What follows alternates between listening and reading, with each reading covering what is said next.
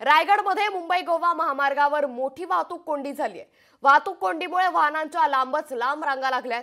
कोकणाकडे जाणारे चाकरमानी आता वाहतूक कोंडीत अडकून पडले। गेल्या तासाभरापासून ही वाहतूक ठप्प असल्याची माहिती आता समोर आली आहे। तर याच संदर्भात बातचीत करण्यासाठी आपल्या सोबत पोलीस अधीक्षक सोमनाथ घारगे आपल्या सोबत जोडले गेले। सोमनाथजी, तुमचं लोकशाही मराठीमध्ये मनापासून स्वागत। आता रायगडमध्ये मुंबई गोवा महामार्गावर मोठी वाहतूक कोंडी झाल्याचं समोर येतंय, नेमकं काय कारण आहे आणि वाहतूक कोंडी साधारण किती वेळामध्ये सोडवल्या जाईल? नमस्कार। रायगड जिल्ह्यामध्ये मुंबई गोवा हायवेवरती कालपासून मोठ्या प्रमाणावरती कोकणवासी आपल्या घराकडे परतत आहेत आणि यामध्ये छोटी वाहनं आहेत आणि त्यांनी बुक केलेल्या बसेस आहेत।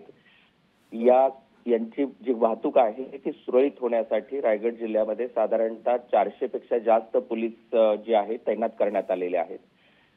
रात्रीच्या वेळी काही ठिकाणी वाहनं बंद पडणं आणि वाहनं बंद पडल्यानंतर क्रेनच्या साह्याने त्यांना बाजूला करणं या गोष्टी रात्रभर चालू होत्या। काही ठिकाणी म्हणजे स्लो मुव्हिंग ट्रॅफिक होतं, पण आत्ताची जी स्थिती आहे आपल्याला बघायला मिळेल की पळसपेठ पासून कशेडी घाटामध्ये सध्या वाहतूक थांबलेली नाही। काही ठिकाणी बॉटल नेक्स आहेत, त्या ठिकाणी स्लो मुव्हिंग आहे, ज्या ठिकाणी ब्रिजेसची कामं चालू आहेत, परंतु आता आपण जर बघितलं तर कुठेही वाहतूक जी आहे ती थांबलेली नाही। याचबरोबर जे भाविक आता कोकणामध्ये येतात त्यांच्यासाठी माननीय मुख्यमंत्री महोदयांच्या निर्देशाप्रमाणे रायगड जिल्ह्यामध्ये साधारण 10 ठिकाणी सुविधा केंद्र उभारण्यात आलेली आहेत की ज्याद्वारे त्या ठिकाणी वैद्यकीय पथक आहे, पोलीस पथक आहे, त्या ठिकाणी मेकॅनिक्स आहेत, त्या ठिकाणी चहापाण्याची व्यवस्था आहे।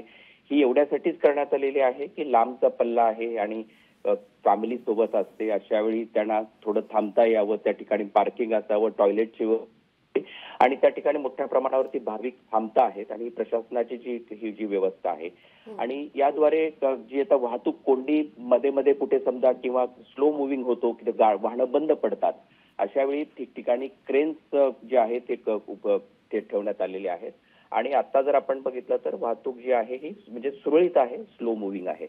साधारणतः रात्रीच्या म्हणजे काल रात्री म्हणजे 1200 पेक्षा जास्त एसटी बसेस ज्या आहेत या इकडे म्हणजे खारपाड्यापासून पुढे आलेल्या आहेत, ज्या रायगड आणि पुढे रत्नागिरी सिंधुदुर्ग जिल्ह्यामध्ये पुढे गेलेल्या आहेत। नक्कीच धन्यवाद सोमनाथजी, आपण लोकशाही मराठीला दिलेल्या सविस्तर प्रतिक्रियेबद्दल।